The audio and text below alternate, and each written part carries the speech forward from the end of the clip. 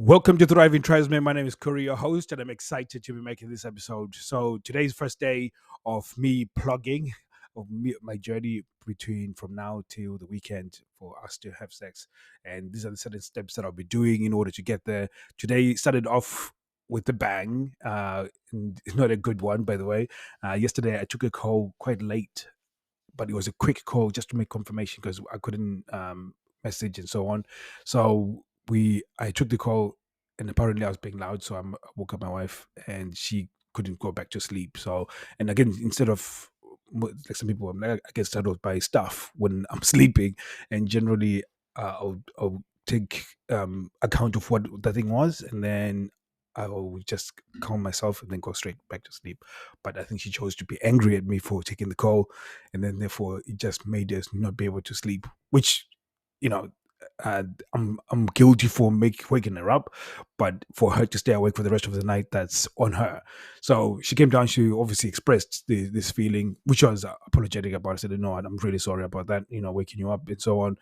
But then when she started interacting with me around logistics, she took a disrespectful tone, and then I said, no, just because you haven't slept doesn't mean that you can get to speak to me like that. So it does me now setting boundaries. And this was very important in terms of the context of having sex. Most of you guys think you have to be consistently giving her good emotions in order to get there. And this is a massive failure when it comes to doing it, because it means that you're changing your behavior to suit that narrative. And when you do, it comes across as you trying too hard. So you have to be allowing yourself to be consistent with the interactions, that you are not allowing any disrespect, regardless of what promise you have sexually or not. Because if her giving you sex dictates how you keep your standards, or how you maintain your standards, then she will not respect you. Uh, it's very important when she's taking a level of disrespect that you deal with it as and when it happens. When you don't, and you allow it to continue over a period of time, she loses respect for you, and then she will definitely not want to have sex with you. So you trying to um, consolidate a good emotion is probably the worst thing that you can do within your relationship. Within your relationship, consolidating a good emotion inside of her is a very bad idea. And I've repeated that, so I want just to break it down a bit more. And so if you focus on, I'm going to allow you to disrespect me in order to maintain that you feel good, that will stop you from actually getting sex. So it becomes an essential thing to do, that whenever somebody disrespects you, you're quick to deal with it. And more importantly, when you don't deal with stuff, especially like that, where you don't set boundaries, if you continue disrespecting you like that, it reduces her trust in you, because all of a sudden when things go bad, how can she trust? What evidence does she have that you're willing to stand up for yourself?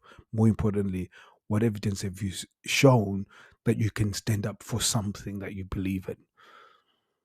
And this is why it's important to be able to show that this is the rules of engagement. This is how we're going to engage. So whether you haven't slept or not, I'm not going to allow you to disrespect me. And when you do so, while she's pissed off, or in which case my wife was frustrated by the interaction. So I knew that it was important for me to set my ground. She was frustrated by the whole thing. Again, I'm not, and I'm not going to apologize for it either. I was saying so again, most guys she'll get upset, she'll go off, and then when she comes back, you will try and amend things. And really, if I do that, definitely I'll be discounting everything that I said before that. So she's the one that's going to be the one that's going to try and make things better. If she doesn't make things better, I'll give her as much rope as she needs. Just, okay, do whatever you need to do until you figure out, this is my standards, this is what I've said.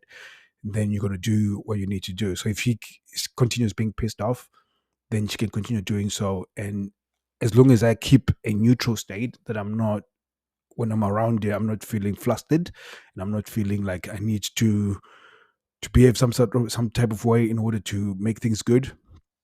As long as I remain neutral, she's going to be the one that's going to make the efforts to make things right.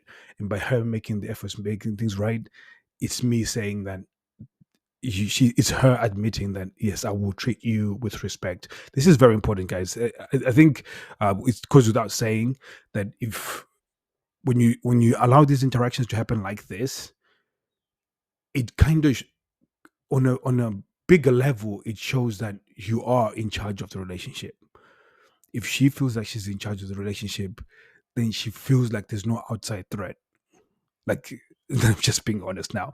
Um, One of the things is that the reason why I can talk like this with her and do all of this stuff is because on a subconscious level, I'm actually communicating to her that I'm in this relationship by choice. Like, I don't have to be here. And some of you guys are so afraid to show that because you think, oh my God, this person, if she leaves, then oh my God, what am I going to do? And when she knows that she has you, she then treats you like shit because she knows that you're not going to go anywhere. Just being real, guys. And hopefully, this is very important for you guys to understand. So, just to wrap up here, in this situation, it has been very important for me to get her to continue respecting me, even though she feels negative towards me or it feels negative about any situation. It doesn't give a license to then treat me differently. And again, more importantly, if she we me setting my boundaries is not just me setting my boundaries and that's it. I'm not going to try and make things right. She has to make things right, unless, like, if she chooses not to, that's okay. Yeah, that's the sort of frame of mind you've got to have, and it will get resolved because it will become unbearable for her to not to continue in this vein. So it's a very important thing to do, especially when it comes to sex. Now, if we do end up not having sex at the end of the week, I don't give a shit. And that's the next lesson that will be to tomorrow. That tomorrow we'll be talking about no outcome dependency, like to remove any outcome dependency. I don't care. It would be nice if it happens. If she chooses for us not to have sex for the rest of our lives, I don't give a shit. At some point, and all of it is gone consequences. If she chooses, that's how she's going to run things. That's okay. I love her. I'm devoted to her, but it has it has um it has problems. So how willing am I willing? How long am I willing to stay with a relationship when it's like that? Uh, is the pain of staying less than the pain of going? And when that happens, where the pain of leaving, breaking up the relationship is less than staying, then yeah, she's got no chance. So this is very important that you guys, some of you guys, you really need to be thinking like this. She needs to know that at any point, if you decide to leave, you actually mean it. And when she knows that, she will treat you differently because she will know that she's not holding all the cards, or she's not holding all the leverage. And for many of you guys, you've given so much leverage that she just runs it. She runs the relationship the way she wants to. So I'm just gonna knock it on the head here. Hopefully, it was something that was really important that you needed to hear. It's something that it's a good start to the weekend for me.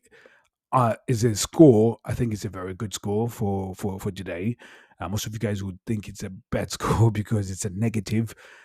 Uh, the most important part about attraction and seduction, which you're going to learn by the end of this week, is that she has to have emotional investment, and that emotional investment doesn't have to be good or bad.